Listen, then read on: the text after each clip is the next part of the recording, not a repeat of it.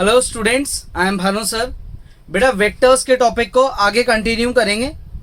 आज अपन पढ़ेंगे cross product की एप्लीकेशंस के बारे में। सबसे पहला आज का यही टॉपिक है अपने को क्रॉस प्रोडक्ट की अलग अलग यूजेस के बारे में पढ़ना है और उस पे बेस्ड कुछ क्वेश्चंस को सॉल्व भी करना है। देखो, क्रॉस प्रोडक्ट का सबसे पहला यूज है एरिया ऑफ अ ट्राइंगल। अगर आपको कभी भी कोई ट्राइंगल गिवन है जो कि वेक्टर्स से बन रहा है तो आप उस ट्राइंगल का एरिया फाइंड आउट कर सकते हो by the logic of cross product. जैसे मान लो आपके पास ये दो वेक्टर्स हैं और एक ये तीसरा वेक्टर है, इनसे मिलके ये ट्राइंगल बन रहा है। ट्राइंगल है आपका P, Q और R। अब आपको क्या करना है, आपको इसका एरिया निकालना है। मान लेते हैं आपको ये एक वेक्टर गिवन है विच इज ए वेक्टर, ठीक है, और ये एक वेक्टर गिवन है विच इज बी वेक्टर। ये दो वेक्टर आपको गिवन है। ए और बी के बीच में जो एंगल है वो है थीटा, ठीक है। तो अब ये जो बी वेक्टर है ये थीटा के साथ जाने वाला है, ऊपर वाली लाइन है, और ए वेक्टर थीटा के साथ नीचे हॉरिजॉन्टल वाली लाइन है। अगर मैं आपको बोलूं कि आर पॉइंट से एक परपेंडिकुलर ड्रॉप कर दो और उसको नेम कर दो एस, यहां पे एक परपेंडिकुलर ड्रॉप कर दो, तो ये जो पी एस है ये क्या बन गया, ये बन गया बेस, और ये आर एस क्या बन गया, ये बन गई अपनी हाइट। पी एस जो है वो पी आर वेक्टर का हॉरिजॉन्टल कंपोनेंट बन गया यानी कि बी वेक्टर का, और आर एस जो है वो वर्टिकल कंपोनेंट बन गया। पी एस क्या बन गया, ये बन गया हॉरिजॉन्टल कंपोनेंट। किसका हॉरिजॉन्टल कंपोनेंट है, बी वेक्टर का। और आर एस क्या है, ये है वर्टिकल कंपोनेंट। किसका वर्टिकल कंपोनेंट है भाई, ये है vertical component of B vector. ये हॉरिजॉन्टल कंपोनेंट है, ये वर्टिकल कंपोनेंट है। क्लियर यहां तक? अच्छा, जब भी बात हॉरिजॉन्टल और वर्टिकल कंपोनेंट की आती है तो हॉरिजॉन्टल कंपोनेंट में कॉस का यूज होता है और वर्टिकल में साइन का यूज होता है। थीटा के सामने परपेंडिकुलर, परपेंडिकुलर अपॉन हाइपोटेन्यूज होता है साइन, और थीटा के नीचे बेस, बेस अपॉन हाइपोटेन्यूज होता है कॉस। इसलिए हॉरिजॉन्टल कंपोनेंट में कॉस का यूज होगा और वर्टिकल कंपोनेंट में साइन का यूज होगा। तो जो ये हॉरिजॉन्टल कंपोनेंट है इसको अपन कैसे ये हॉरिजॉन्टल और वर्टिकल को कैसे फाइंड करेंगे। Let magnitude of B vector को ले लेते हैं बी, इस पूरी लेंथ को क्या ले लेते हैं अपन, इस पूरी लेंथ को लेते हैं B, and magnitude of A vector को अपन ले लेते हैं ए, ठीक है। इस पूरी लेंथ को अपन क्या ले लेंगे, ए। ये पूरी लेंथ अपनी ए के इक्वल है। ये आपका जो पी क्यू वेक्टर है ये क्या है, ये ए वेक्टर है, और ये पूरी लेंथ किसके इक्वल है, ए के इक्वल है। ये पूरी लेंथ किसके इक्वल है, बी के इक्वल है।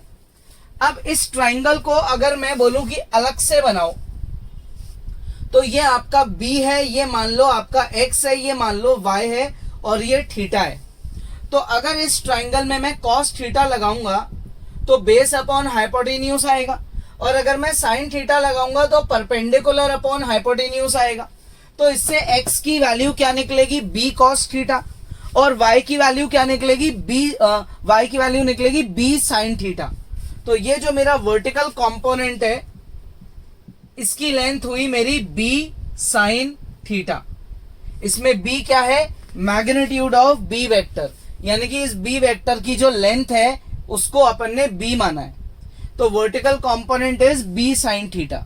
वर्टिकल कंपोनेंट क्या बन गई, ये बन गई एक तरीके से height of triangle P Q R. ये वर्टिकल कंपोनेंट क्या है, ये एक तरीके से हाइट है। किसकी हाइट है, इस पूरे ट्राइंगल की हाइट है। अब आप बात कर रहे हो किसकी, एरिया की। आपको एरिया फाइंड करना है। एरिया का फॉर्मूला क्या होता है, half into base into height. ये एरिया का फॉर्मूला होता है, half into base into height. Base की लेंथ यानी बेस यानी कि ए वेक्टर, ए वेक्टर की लेंथ यानी कि मैग्नीट्यूड क्या है, ए, तो मैं बेस की जगह लिख दूंगा ए, और हाइट क्या है भाई मेरी, बी साइन थीटा। अब बताओ magnitude of A magnitude of B sine theta ये किसके इक्वल है? ये होता है ए क्रॉस बी के मैग्नीट्यूड के इक्वल। ये A vector cross B vector का क्या है? मैग्नीट्यूड है। तो ये है अपना किसका फॉर्मूला?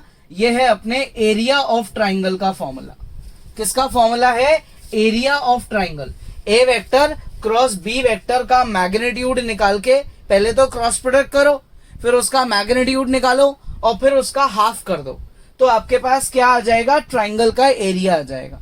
तो जब भी आपको दो वेक्टर्स बल्कि दो को इनिशियल वेक्टर्स गिवन हो तो उन दो को इनिशियल वेक्टर्स का क्रॉस प्रोडक्ट करके उसका मैग्नीट्यूड निकाल के हाफ करने से हमारे पास ट्राइंगल का एरिया आ जाता है।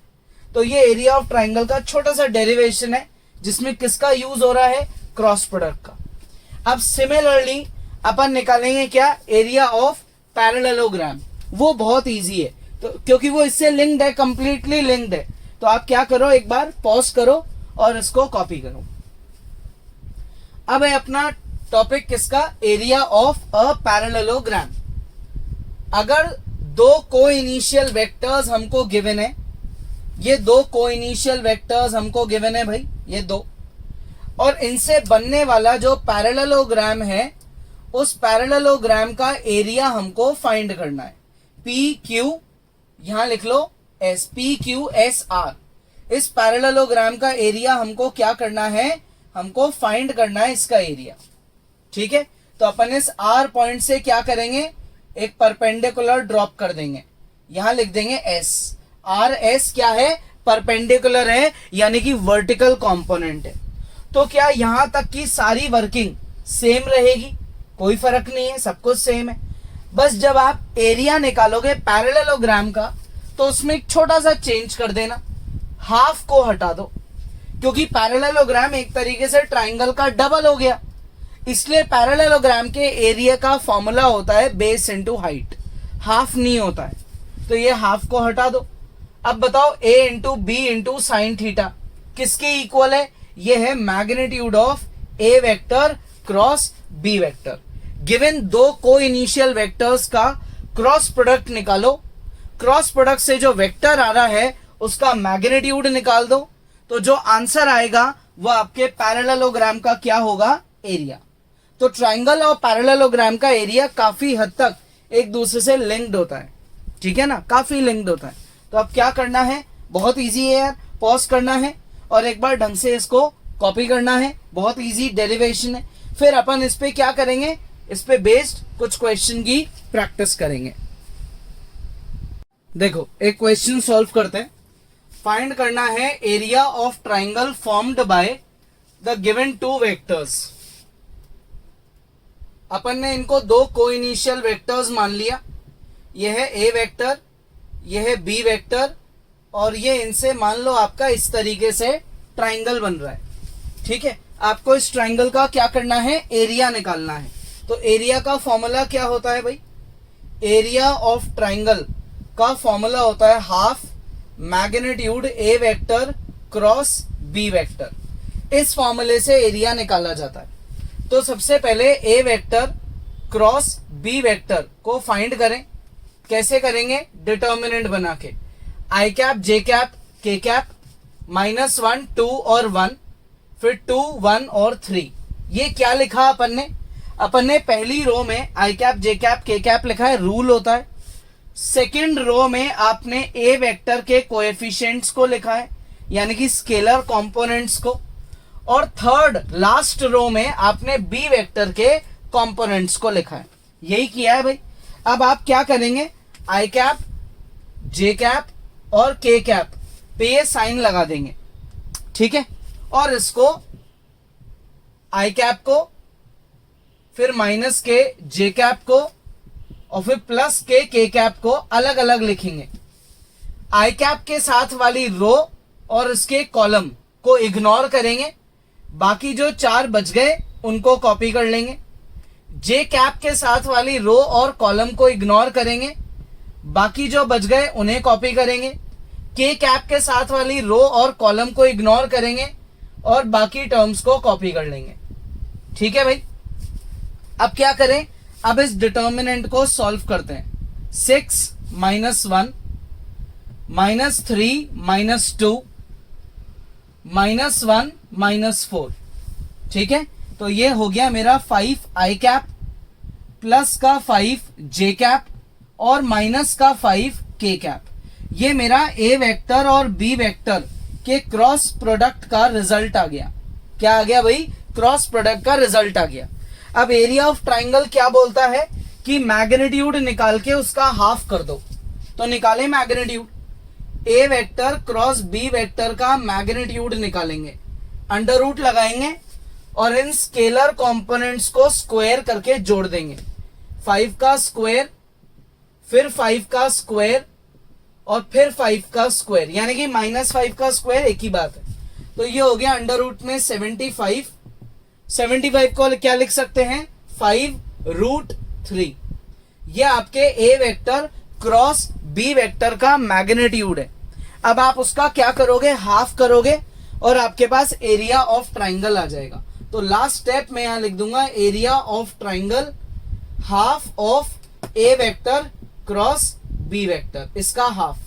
और यहां अपन क्या लिखेंगे? हमेशा स्क्वायर यूनिट्स। क्या लिखेंगे? Square units. इनका मैग्नीट्यूड मतलब इनकी लेंथ सेंटीमीटर में हुई तो सेंटीमीटर स्क्वायर आंसर हो जाएगा, मीटर में हुई तो मीटर स्क्वायर हो जाएगा, what ever be the unit. तो अपने को पता है नहीं, इसलिए अपन ने क्या लिख दिया यहाँ? Square unit. तो पहले बड़ा आराम से डिटर्मिनेंट को इवेल्युएट करा, उसका जो रिजल्ट आया उसका मैग्नीट्यूड निकाला और उसका हाफ कर दिया। वो है अपना एरिया ऑफ ट्राइंगल। ठीक है, आ गया समझ में? इजी है। अब क्या करना है? पॉज करना है और एक बार इसको खुद से ट्राई करना है। तो पॉज करो और ट्राई करो। करें आगे continue.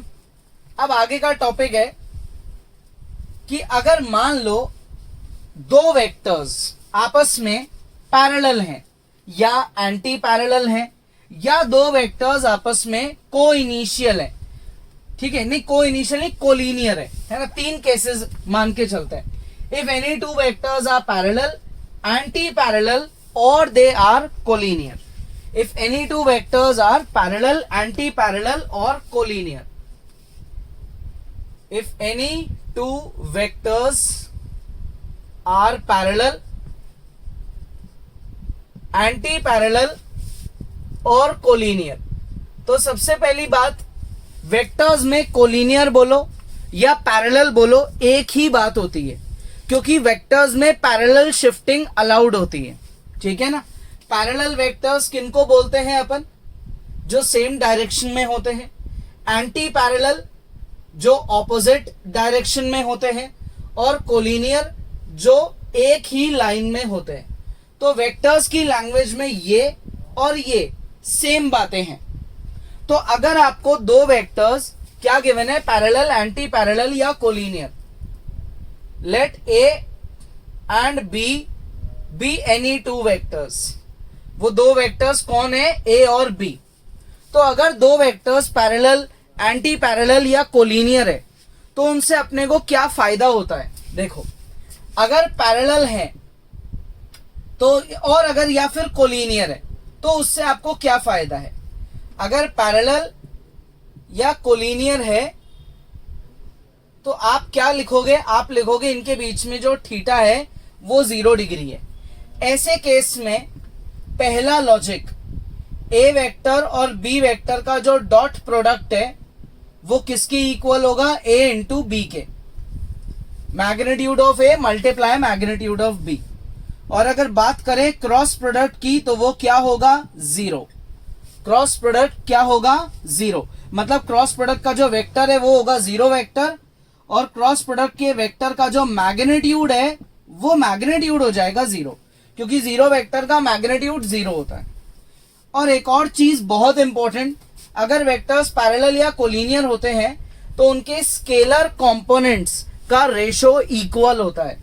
Scalar components a1 a2, b1 b2 और c1 c2।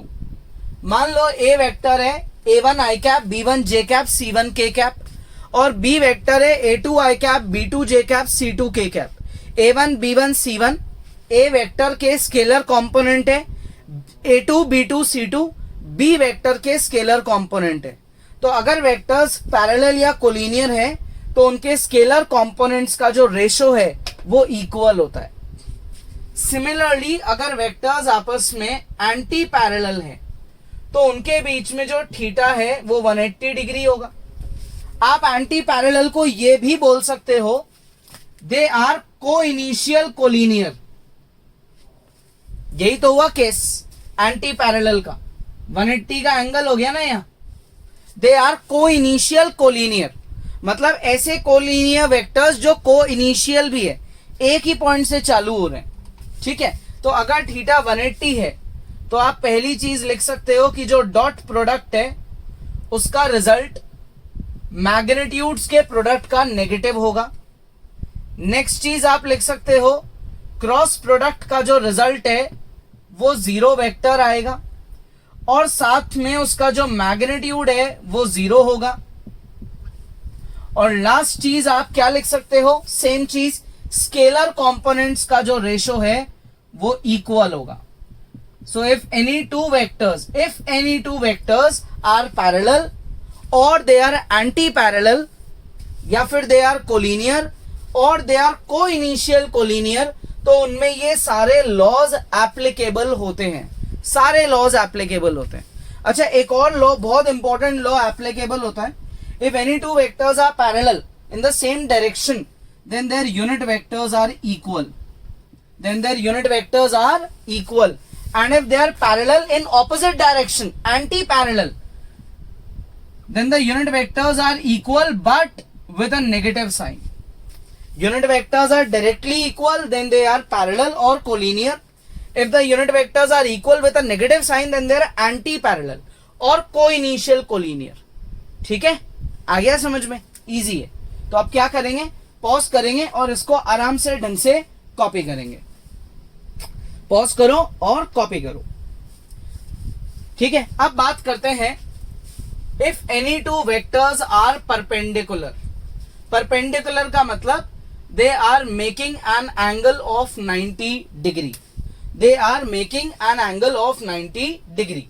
तो उस केस में क्या होगा? अच्छा, पहली बात, perpendicular vectors are also known as orthogonal vectors. If the vectors are perpendicular, they are also known as orthogonal vectors. तो perpendicular में क्या क्या नई चीजें अपन निकाल सकते हैं? अगर एंगल 90 है इसका मतलब वेक्टर्स ऐसे बन रहे हैं। ये आपका मान लो A वेक्टर होगा और ये B वेक्टर होगा, इनके बीच में जो ये थीटा है ये 90 डिग्री होगा। तो अगर कभी भी ऐसा होगा तो सबसे पहली चीज आप लिखेंगे, ऐसी सिचुएशन में जो डॉट प्रोडक्ट है उसका रिजल्ट आता है 0, क्योंकि अगर थीटा 90 है तो cos 90 0 होता है। सेकंड, क्रॉस प्रोडक्ट का जो रिजल्ट है उसका मैग्नीट्यूड होता है इंडिविजुअल मैग्नीट्यूड के प्रोडक्ट के इक्वल, क्योंकि साइन 90 होता है 1।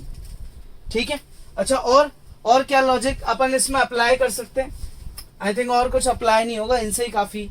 If the vectors are making an angle of 90 degree तो उनमें दो लॉज बहुत इंपॉर्टेंट है, एक डॉट प्रोडक्ट और एक क्रॉस प्रोडक्ट। ठीक है, आ गया समझ में? तो अगर दो वेक्टर्स पैरेलल हैं या एंटी पैरेलल हैं या ऑर्थोगोनल हैं तो उनमें क्या अलग अलग इंपॉर्टेंट पॉइंट्स अपन निकाल सकते हैं और उनको अप्लाई कर सकते हैं, जिससे अपने कई क्वेश्चंस बहुत इजी हो जाएंगे।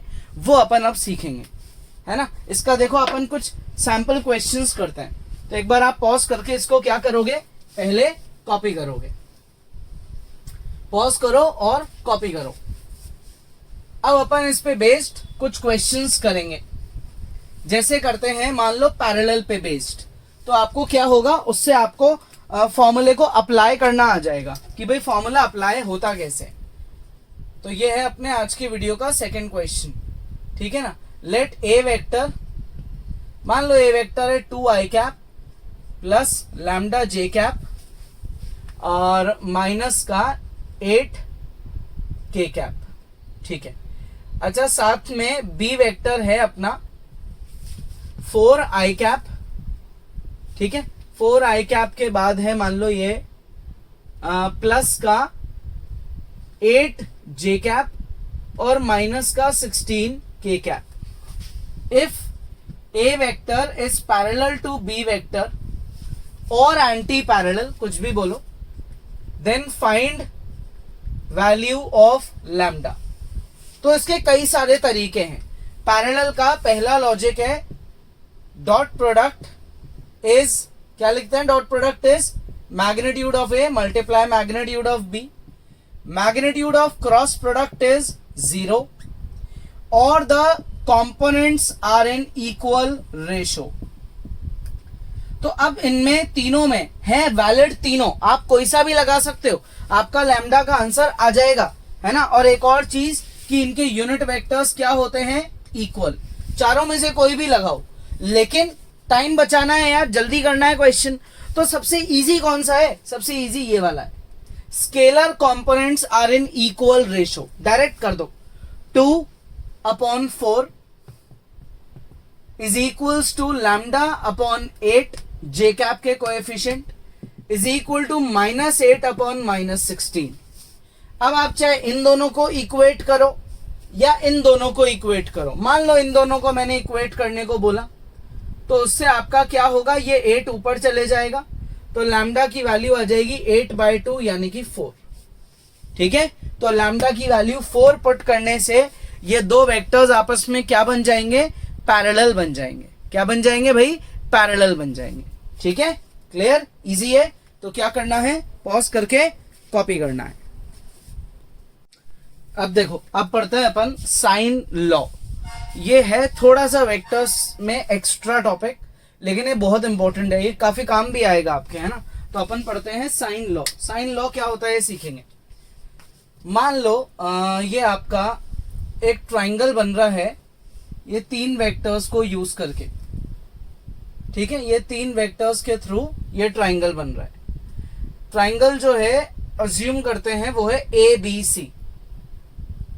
तो ए पे जो एंगल है वो आपका, ठीक है, एंगल ए है, बी पे एंगल बी है, और ये सी पे एंगल जो है वो सी है। अच्छा, इस ट्राइंगल को अपन एनक्लोज ट्राइंगल बनाते हैं, यानी कि इस तरफ ए से ये, फिर इधर, फिर नीचे, ऐसे एनक्लोज ट्राइंगल। ठीक है, क्या बनाया अपन ने, एक एनक्लोज ट्राइंगल बनाया है।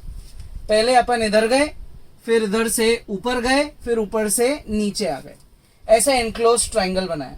फिर अपन बोल रहे हैं कि ये ABC है, मतलब ये एंगल A है, ये एंगल B है, और ये एंगल C है।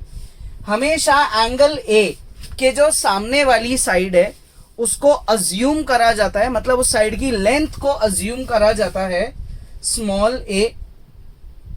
एंगल B के सामने वाली साइड की लेंथ को अज्यूम करा जाता है स्मॉल b, और एंगल C के सामने वाली साइड की लेंथ को अज्यूम करा जाता है स्मॉल c। क्लियर यहां तक, ये 3 लेंथ्स का अजम्पशन है, ये a है, ये b है, और ये c है। अब साइन लॉ क्या होता है, साइन लॉ ये बोलता है a upon sine a, b upon sine b and c upon sine c, तीनों बराबर है। तो तीनों को उल्टा कर देंगे तो भी बराबर है, यानी कि साइन लॉ को आप 2 तरीके से लिख सकते हो, ऐसे भी लिख सकते हो। ठीक है, इसमें जो कैपिटल्स ABC हैं वो तो एंगल्स हैं, और स्मॉल ABC क्या है, साइड्स के मेजरमेंट यानी कि लेंथ है। अब अपन क्या करेंगे, इसको अपन डिराइव भी करेंगे, और इस पे बेस्ड अपन क्वेश्चन भी सॉल्व करेंगे। ठीक है, तो अब डिराइव कैसे किया जाए, डेरिवेशन समझते हैं। भाई ये 3 वेक्टर्स हैं आपके, ये है आपका A वेक्टर, ये है आपका मान लेते हैं B वेक्टर, और ये है आपका C वेक्टर। ये आपके 3 वेक्टर्स हैं। तो क्या तीनों वेक्टर्स को ऐड करके 0 आएगा? क्यों आएगा 0? क्योंकि देखो, अगर मान लो मैं बोल रहा हूं कि मैंने इस पॉइंट से चालू करा, तो मैं यहां से यहां गया, यहां से ऊपर गया, और ऊपर से वापस नीचे आ गया, यानी कि फाइनल जो डिस्प्लेसमेंट है मेरा वो 0 है, क्योंकि इनिशियल और फाइनल पोजीशन सेम है। ठीक है, यहां तक A vector plus B vector plus C vector, तीनों की वैल्यू क्या है, 0 है। अब मैंने आपको बोला इसमें कि एक काम करो, दोनों तरफ ये लिखो मल्टीप्लाई बाय A वेक्टर, दोनों तरफ मल्टीप्लाई बाय A वेक्टर कर दो, क्रॉस प्रोडक्ट करना, A vector cross A plus B plus C, A vector cross zero vector. तो अब इसको खोल दो ब्रैकेट को, ये बन गया ए क्रॉस ए, फिर ये बन गया ए क्रॉस बी, और फिर ये बन गया ए क्रॉस सी, और ये ए क्रॉस जीरो हो गया जीरो। किसी भी वेक्टर का खुद से क्रॉस प्रोडक्ट करते हैं तो जीरो आता है।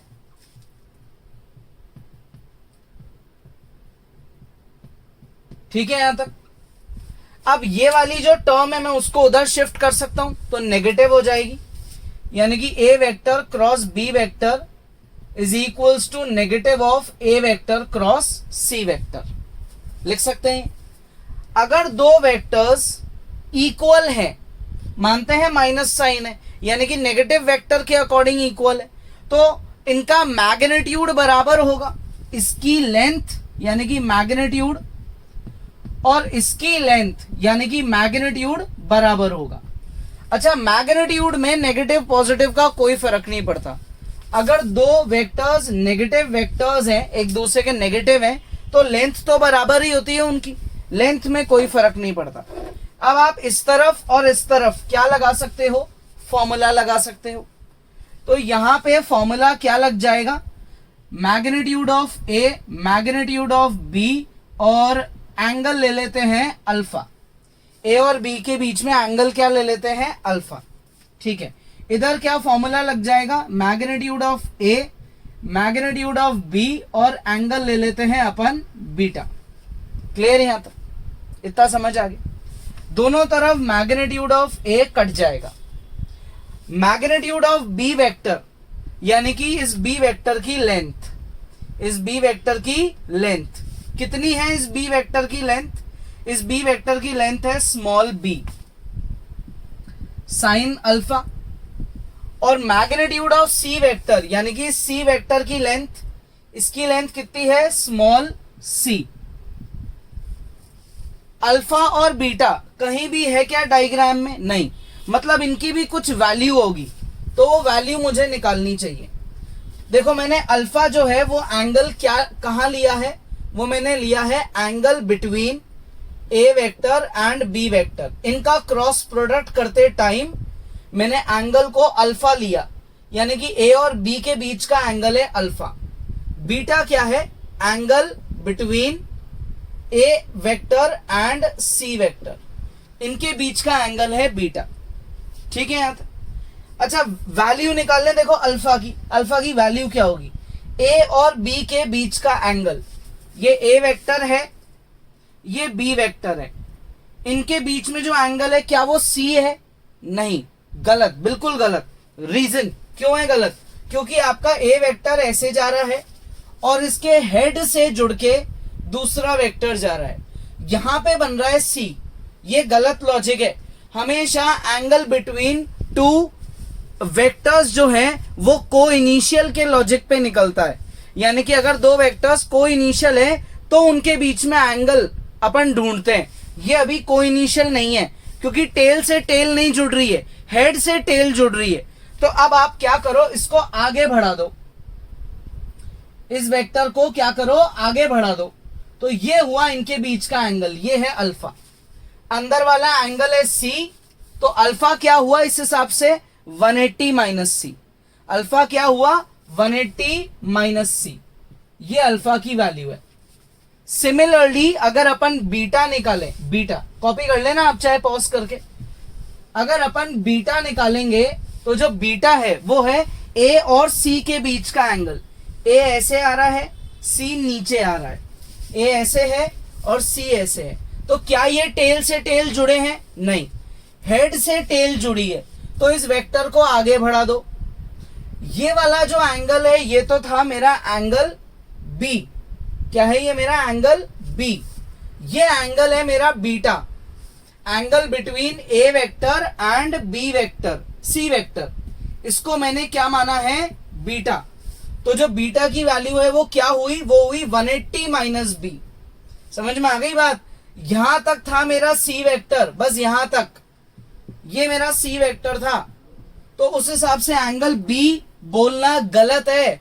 B is not the angle between A vector and C vector, क्योंकि ये अभी टेल से टेल नहीं जुड़े हुए हैं, ये हेड से टेल जुड़े हुए हैं। तो अगर मैं इसको आगे बढ़ा देता हूं तो ये वाला जो एंगल है ये क्या बन जाएगा, 180 माइनस बी, 180 माइनस बी। तो ए वेक्टर और सी वेक्टर के बीच में जो एंगल है वो है 180 माइनस बी, जिसको मैंने क्या अज्यूम करा है, बीटा। तो इस हिसाब से मेरे बीटा की वैल्यू क्या हो जाएगी, 180 माइनस बी। अब मैं क्या करूंगा, अब मैं इन दोनों की वैल्यू को यहां पे अप्लाई कर देता हूं। तो ये हो गया भाई मेरा b साइन 180 माइनस सी, और इक्वल टू में हो गया भाई c साइन 180 माइनस बी। कर दिया मैंने, दोनों को अप्लाई कर दिया। साइन 180 माइनस सी, साइन सी, क्योंकि साइन जो है वो चेंज नहीं होता है सेकंड क्वाड्रेंट में। अब ये सेकंड क्वाड्रेंट क्या है भाई, ये ट्रिग्नोमेट्री का लॉजिक है, उसके वीडियोस भी मैं आपको ऑलरेडी पढ़ा चुका हूं। तो आप साइन 180 माइनस सी की जगह साइन सी लिख दो, साइन 180 माइनस बी की जगह साइन बी लिख दो। ठीक है, आ गया ये समझ में।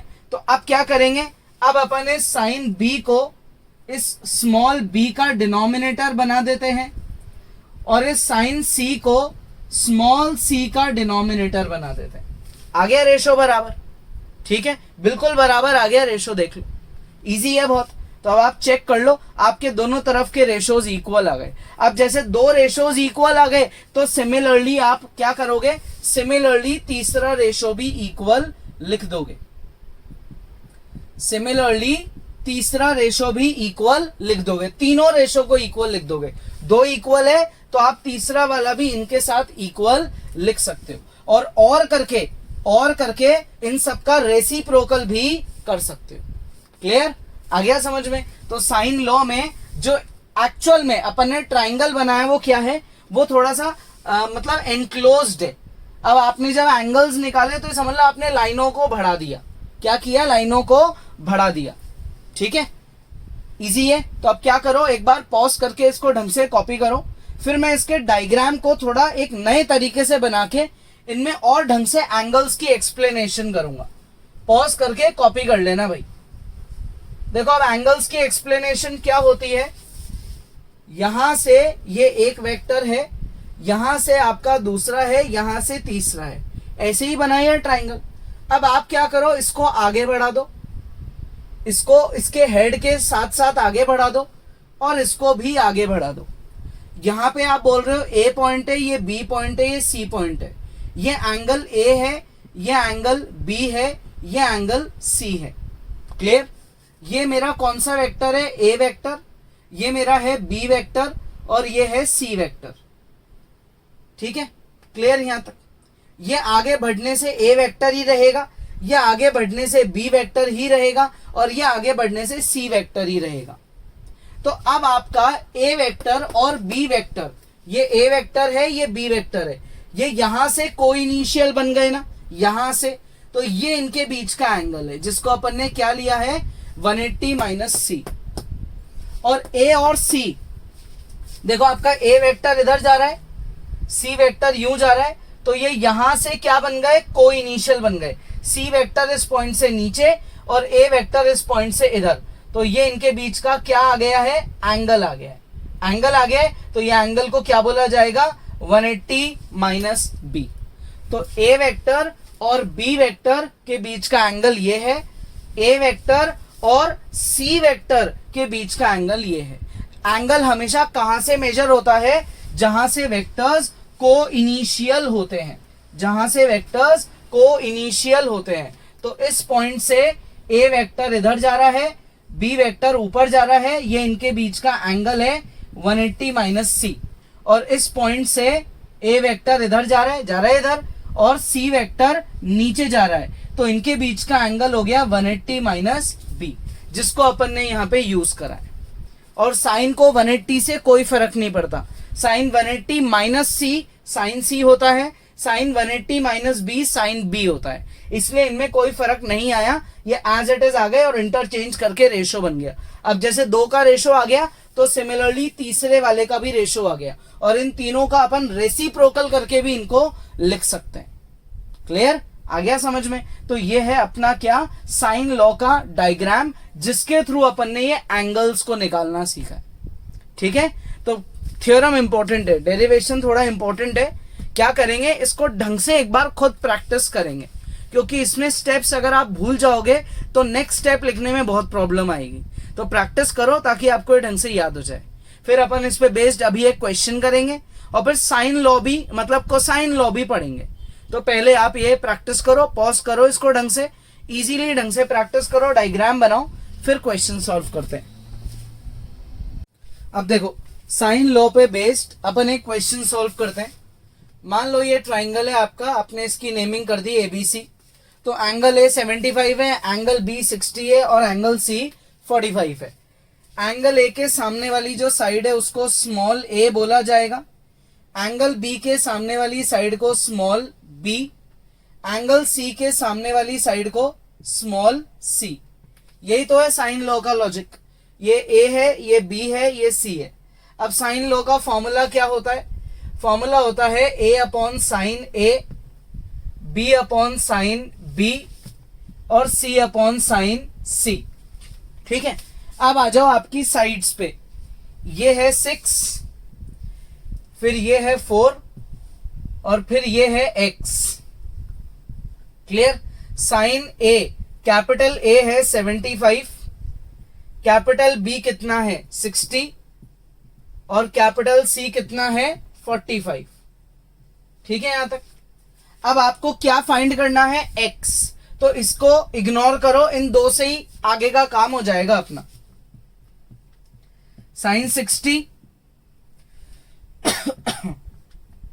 साइन 45, 2 चले जाएगा ऊपर, √2 चले जाएगा ऊपर, ये √2 आ जाएगा डिवाइड में।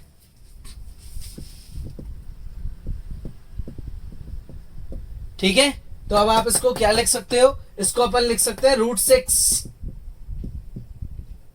√6 से क्या कर सकते हैं? रैशनलाइज। और अब इसको थोड़ा सा सिंप्लीफाई कर सकते हैं। तो x की वैल्यू हो गई 4√6/3। क्या हो गई भाई? x की वैल्यू 4√6/3। ये अपने ट्राइंगल की तीसरी साइड का मेजरमेंट है।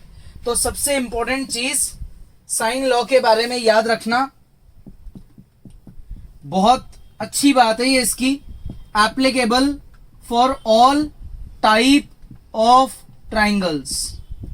सारे ट्राइंगल्स के लिए एप्लीकेबल है, चाहे ऑब्ट्यूज हो, चाहे एक्यूट हो, चाहे इक्विलेटरल हो, आइसोसेलेस हो, स्केलिन ट्राइंगल हो, राइट ट्राइंगल हो, हर जगह एप्लीकेबल होता है ये साइन लॉ। ठीक है, बस आपको उसको अप्लाई करना आना चाहिए। बहुत इजी है ना। ए के सामने की साइड, ए के साथ वाला एंगल, बी के साथ वाला एंगल उसके सामने की साइड, सी के साथ वाला एंगल उसके सामने की साइड, इनका रेशो करके बराबर करना। आप उल्टा रेशो भी बराबर कर सकते हो, उससे कोई फर्क नहीं पड़ता। ठीक है, इजी है। तो अब क्या करेंगे? पॉज करेंगे, इसको ट्राई करेंगे, बहुत इजी है। नेक्स्ट क्लास में अपन क्या करने वाले हैं? Cosine law. जैसे साइन लॉ पढ़ा, उसका डेरिवेशन करा, उस पर बेस्ड क्वेश्चन करा। सिमिलरली कोसाइन लॉ पढ़ेंगे, उसका डेरिवेशन करेंगे, उस पर बेस्ड क्वेश्चन करेंगे, और पढ़ेंगे स्केलर ट्रिपल प्रोडक्ट और वॉल्यूम ऑफ पैरेललोपाइड। ये अपने नेक्स्ट वीडियो का टास्क है। आज के वीडियो में कोई भी डाउट है आप वीडियो को दोबारा देखो, नेक्स्ट क्लास में आगे पढ़ेंगे।